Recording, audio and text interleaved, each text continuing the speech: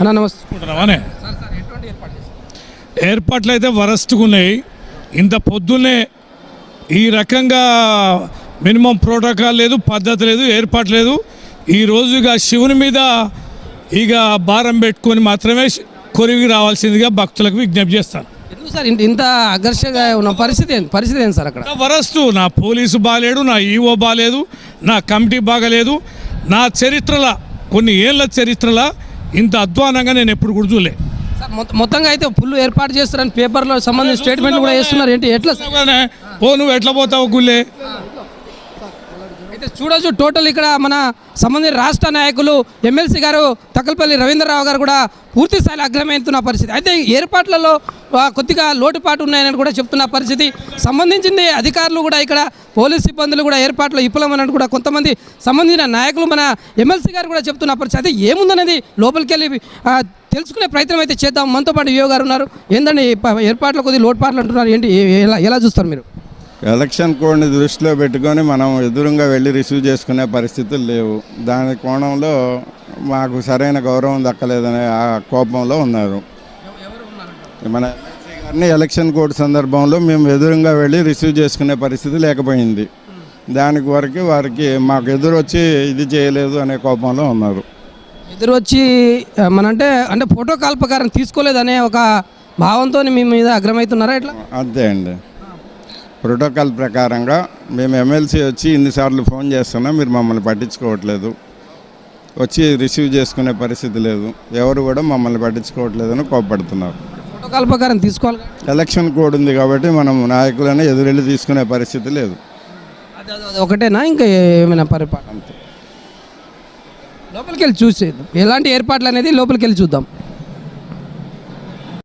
లోపల భాగంలో మనం ప్రస్తుతం ఉన్నాము. బాలకృష్ణ శర్మ పండితులు మనతో ఉన్నారు. అయితే పూర్తి స్థాయిలో అంటే కురివి సంబంధించింది మహాశివరాత్రి రోజు కళ్యాణానికి సంబంధించిన సర్వం సిద్ధం చేసుకున్న పరిస్థితి అయితే కనిపిస్తూ ఉంది. మనతో పాటు పండితులు ఉన్నారు. సార్ చెప్పండి, స్వామి ఎటువంటి ఏర్పాట్లు చేయబోతున్నారు? స్వామివారి యొక్క కృప ఎలా ఉండిపోతుంది? ఓం నమో వీరభద్రాయ, ఓం నమో భద్రకాళి. వాగర్థావివ సంపృక్తౌ వాగర్థ ప్రతిపత్తయే జగతః పితరౌ వందే పార్వతీ పరమేశ్వరౌ.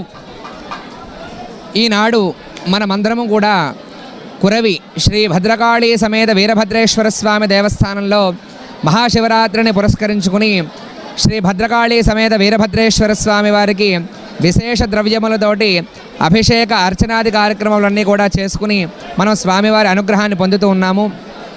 ఇక ఈరోజు మనం ప్రత్యేకంగా చెప్పుకోవాల్సిన విషయం ఏమిటంటే కనుక, సాక్షాత్తు వీరభద్రస్వామి అంటే కనుక ఆ పరమేశ్వరుని అంశ తీసుకుని జన్మించినటువంటి వ్యక్తి. ఆ పరమేశ్వరుని స్వరూపమే శ్రీ వీరభద్రస్వామి వారు.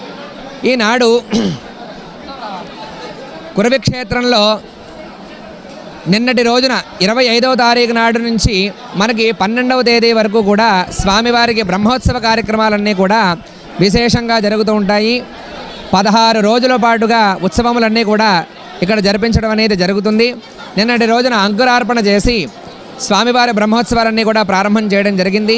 ఈనాడు మహాశివరాత్రి పురస్కరించుకుని ప్రాతకాలం నుంచే విశేష సంఖ్యలో భక్తులంతా కూడా పాల్గొని స్వామివారి అనుగ్రహాన్ని పొందుతూ అభిషేకాది కార్యక్రమాలన్నీ కూడా చేసుకుంటూ ఉన్నారు. ఈరోజు రాత్రి కనీసం సుమారుగా 50,000 నుంచి 1,00,000 సంఖ్య తగ్గకుండా స్వామివారి మైదానం ఉన్నది. అక్కడ కళ్యాణోత్సవ మండప ప్రాంగణం ఉన్నది. అక్కడ స్వామివారికి అమ్మవారికి విశేషంగా కళ్యాణోత్సవం చేయడం అనేది జరుగుతుంది. అలాగా ఈ 16 రోజుల పాటుగా కూడా తెప్పోత్సవము, రథోత్సవము, బండ్లు తిరుగుట అని చెప్పేసి ఇత్యాది కార్యక్రమాలతోటి అంగరంగ వైభవంగా స్వామివారి జాతర కార్యక్రమాలన్నీ కూడా బాగా జరుగుతాయి. ఇక్కడ సుమారుగా 1,00,000 సంఖ్య తగ్గకుండా భక్తులు వస్తారని చెప్పేసి ఒక ఆలోచనతోటి అందరికీ కూడా అన్ని విధాలుగా సకల సదుపాయాలు కూడా దేవస్థానం తరపు నుంచి అదేవిధంగా ప్రభుత్వం తరపు నుంచి అన్నీ కూడా ఏర్పాటు చేయడం జరిగినది. ఇక్కడ వచ్చిన భక్తులకి ఎటువంటి లోటు జరగకుండా ఉండడానికి వైద్య సదుపాయంతో పాటుగా ఇప్పుడు భక్తజనాలు వస్తూ ఉంటారు, పోతూ ఉంటారు. కనీసం ఇప్పుడు కొంతమంది శనితో పెళ్ళి కాని వాళ్ళు కొంతమంది ఉంటారు, సంతానం లేని వాళ్ళు కొంతమంది ఉంటారు. వాళ్ళకు ఎటువంటి మీ యొక్క కృప ఎలా ఉంటుంది? చాలా చక్కటి మంచి విషయం అడిగారు.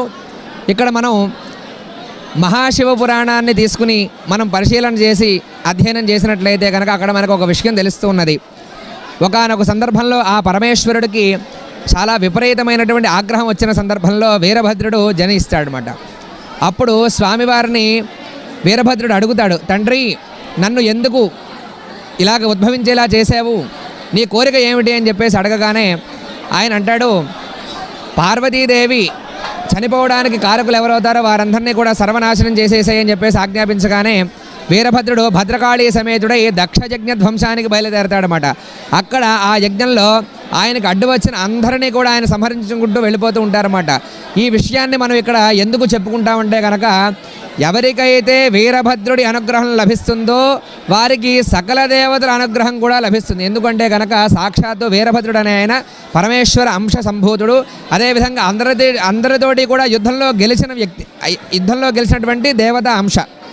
అట్లాంటి వీరభద్రస్వామి వారి ఆశీర్వాదం పొందడంతో అందులోనూ మహాశివరాత్రి పర్వని పురస్కరించుకుని ఈరోజు స్వామివారిని అభిషేకం చేసుకున్నా లేదు రాత్రి కళ్యాణోత్సవంలో పాల్గొని అక్కడ తలంబ్రాలు తీసుకున్నా కూడా పెళ్లి కానటువంటి వాళ్ళందరికీ కూడా చక్కగా పెళ్ళి అవ్వడము, సంతానం లేని వాళ్ళకి నిన్నటి రోజున బసవ ముద్ద అని చెప్పేసి ఒక ప్రసాదాన్ని ఇస్తారన్నమాట. ఆ ప్రసాదం తీసుకోగానే సంతానం లేని వాళ్ళందరికీ కూడా సంతానం కలగడం, ఇట్లాంటి విషయాలన్నీ కూడా జరుగుతాయి. ఎవరికైతే శనిపీఠం ఉంటుందో వారందరికీ కూడా అన్నీ కూడా తొలగిపోతాయి. ఎవరైతే నవగ్రహ పీఠతోటి బాధపడుతుంటారో వారికి అవన్నీ కూడా తొలగి చక్కగా మంచి ఉద్యోగం కోరుకున్న వాళ్ళకి ఉద్యోగం సిద్ధించడం, అదేవిధంగా వ్యాపారంలో నష్టపోతున్న వాళ్ళకి లాభం చేకూరడం, అదేవిధంగా వారి మనసులో ఎటువంటి పీడ ఉన్నా కూడా అన్నీ కూడా తొలగిపోయి వాళ్ళంతా చక్కగా ఉంటారు. అదేవిధంగా దంపతుల మధ్య ఏవైనా అన్యోన్యత లోపించినప్పటికీ కూడా స్వామివారిని అమ్మవారిని విశేషంగా ప్రార్థన చేసుకుని స్వామివారి అనుగ్రహం పొందినట్లయితే కనుక వారి దాంపత్యం కూడా చక్కగా సంతోషంగా ఉంటుందని చెప్పేసి తెలియజేస్తూ ఉన్నాము.